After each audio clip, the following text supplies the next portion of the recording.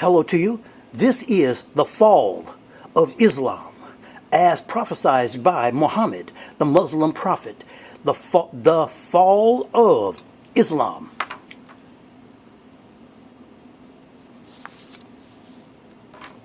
This is the fall of Islam. Muhammad, the Muslim prophet, prophesies the fall of Islam. Muhammad, which is a title of the Muslim prophet, whose birth name was Kutham ibn al-Hat, prophesies the fall of his own belief system in the Hadith, not the Quran, the Hadiths, which is the second most important source of Islam.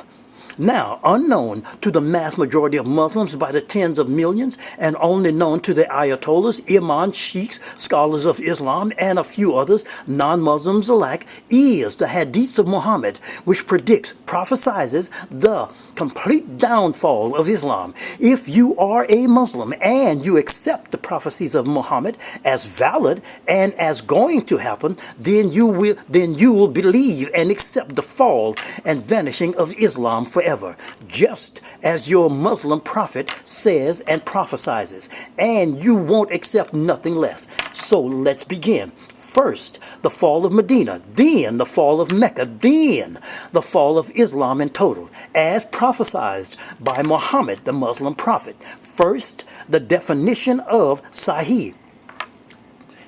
S-A-H-I-H. Sahih.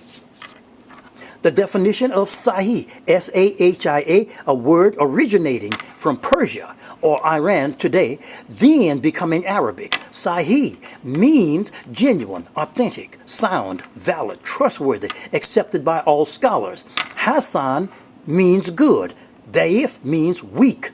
The source of this definition is Google.com.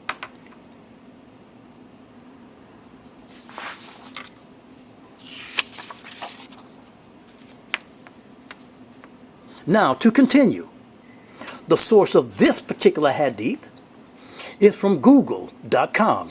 Sahih Muwatta Malik, Book 45, Book 45, Hadith number 8, Prophecy of the Fall of Medina by Muhammad, the Muslim's prophet.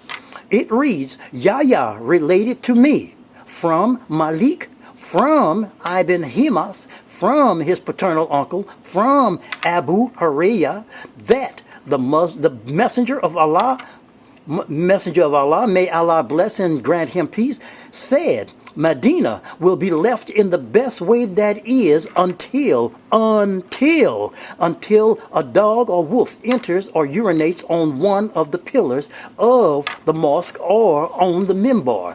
They ask the messenger of Allah, who will have the fruit? That means own Medina. Who will own Medina? Who will have the fruit at that time? He replied, animals seeking food, birds and wild beasts. In other words, Medina has fallen and it is desolate.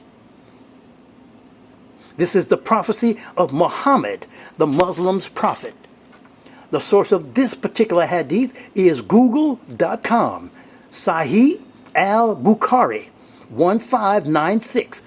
So just simply write this in, just this part, Sahih al-Bukhari 1596, and this hadith will pop up. And it is the prophecy of the fall of Mecca by Muhammad, the Muslim's prophet. It reads, Allah's messenger said, Dus suwa it quartain, that means the thin-legged man from Ethiopia will demolish the Kaaba. An extra hadith is a black man will dismantle the Kaaba and black stone and brick by brick. In other words, Mecca has fallen. It is a desolate place. As prophesied by Muhammad himself, the Muslim's prophet. This particular hadith, this source of it is Google.com. And it is Sahih al-Masibi 159. Just write that into Google right here. Just write Sahih al-Masibi 159 into Google, and this hadith will pop up. And it is the prophecy of the fall of Islam as a whole by Muhammad, the Muslim's prophet. He also reported Allah's messenger as saying, Islam began as a small religion and will return to the state in which it began. Then blessed will be the few who hold to it. In other words, Islam as a totality has fallen. It is no more.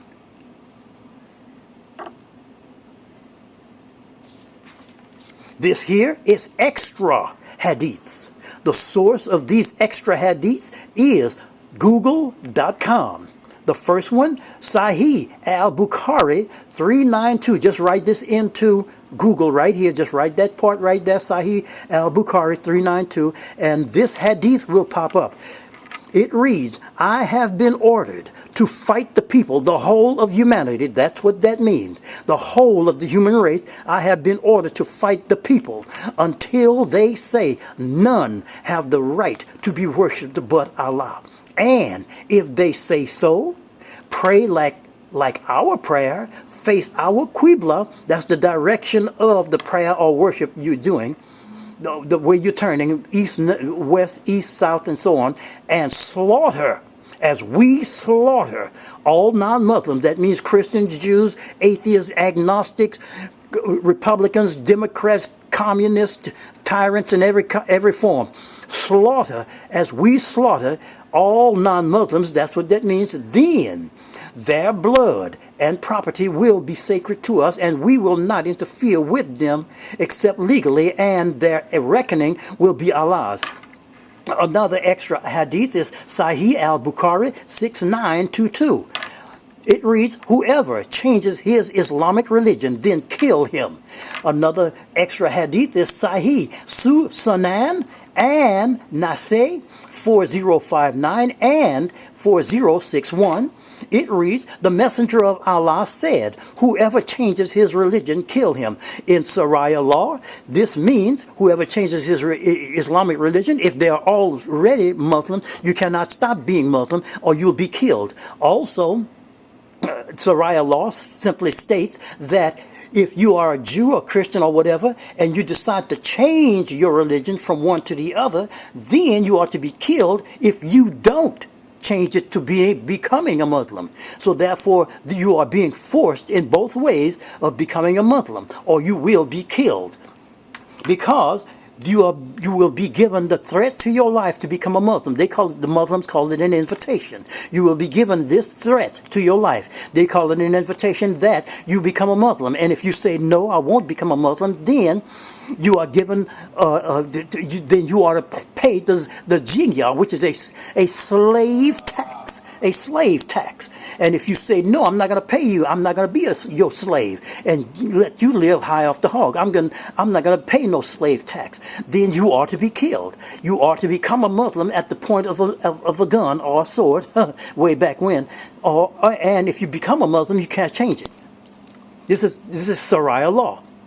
Now to continue with extra hadiths. This is an extra hadith, Sahih al-Bukhari 6.3. Narrated by Anas bin Malik, while we were sitting with the Prophet in the mosque, a man came riding on a camel. He made his camel kneel down in the mosque, tied its foreleg, and then said, who among you is Muhammad? At that time, the Prophet was sitting amongst us, his companions, leaning on his arm, and we replied, this white man, reclining on his arm. The man then addressed him, O son of Abdul Muttalib. In other words, Muhammad, the Muslim prophet, was a white man. Muhammad, which is a title of the Muslim prophet, whose birth name was Qutham ibn al-Hat, was a white man. This is politically speaking. This is political white. This paper is artist white. This paper right here is artist white.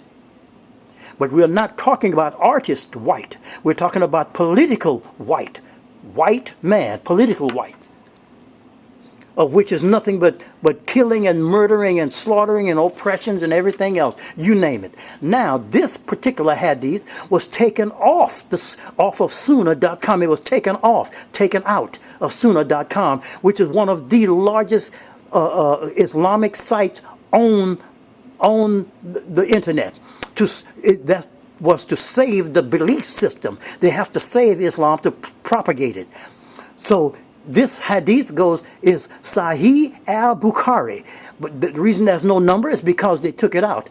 But it reads, Ibn Saribi narrated, Abu Abdul Talib said, always when his wives had their periods, I saw the Prophet nearby his camel herd.